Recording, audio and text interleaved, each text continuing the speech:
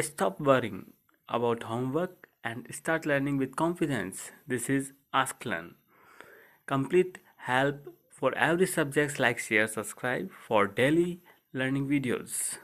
Hi there. So for this problem, we need first to calculate the net work done on the trunk by the three forces that we can see in this picture. We are given the magnitude of each force and the angle that the force F2 is applied over the trunk. We are also given the information that the trunk is moved leftward by 3 meters over a frictionless floor. So to find the total work done by all of these forces, we need to find the force by each of these forces, and then we can apply superposition so that we will obtain that um, the total work done by these forces is the sum of all of the works done by each one of them. So we know that the definition of work is the cross product between the force and between the vector force and the displacement vector. So for the first case, for the case of the force one that we call this the we also know that the we can write this as the magnitude of the force times the magnitude of the displacement times the cosine of theta, where theta is the angle between the vector force and the vector of displacement. So in this case, we will have the magnitude of the force 1 times the magnitude of the displacement vector. We are given those information. We know that for the force 1, we have a magnitude of 5 newtons, and for the magnitude of the displacement, we have 3 meters.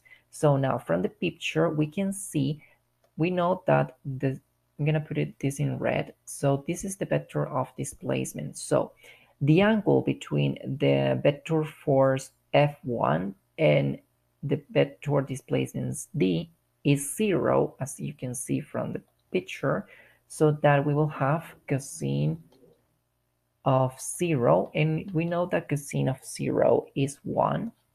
So we will have just the product between the magnitudes of the force and the displacement. So that will be 5 newtons times 3 meters. This will give us 15 newtons per meter. That can also be written as 15 joules. Now we have that for the force 1. Now for force 2, we'll have the same, but in this case the angle we need to look it up in the picture. We know that that angle with respect to the positive x axis, it's 60 degrees, so that if this is 60 degrees, we will have that this in here is 30 degrees, and this in here is a right angle of 90 degrees.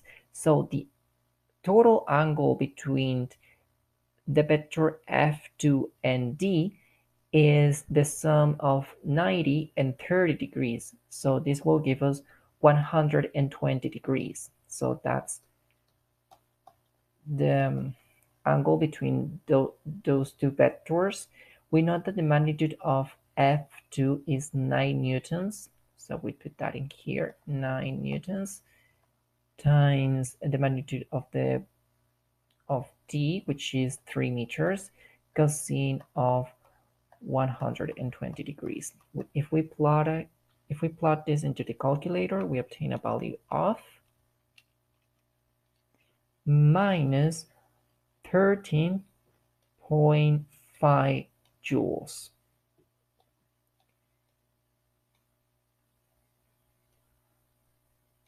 And finally, for the work done by force 3, again, we have the same formula. And in this case, the cosine of the angle between those two vectors, you can see in here in the picture that the angle between D and the vector F3 is precisely 90 degrees. So we will have cosine of 90 degrees, but we know that cosine of 90 degrees is 0, so it's straightforward to obtain that there is no work done by the force 3. Now, we have obtained all of this information. We can obtain the total work done by all of these forces. So it will be 15 joules minus 13.5 joules plus 0 joules. So this will give us a value of 1.5 joules. So this is the work done by all of these forces. Now, part B of this problem asks for if the kinetic energy of the trunk increase or decrease. So the answer for this is that if there is no other forces that do work on the bust, the kinetic energy increases. So that solution is that the kinetic energy increases by 1.5 joules during the displacement of this trunk. So this is it for this problem. Thank you.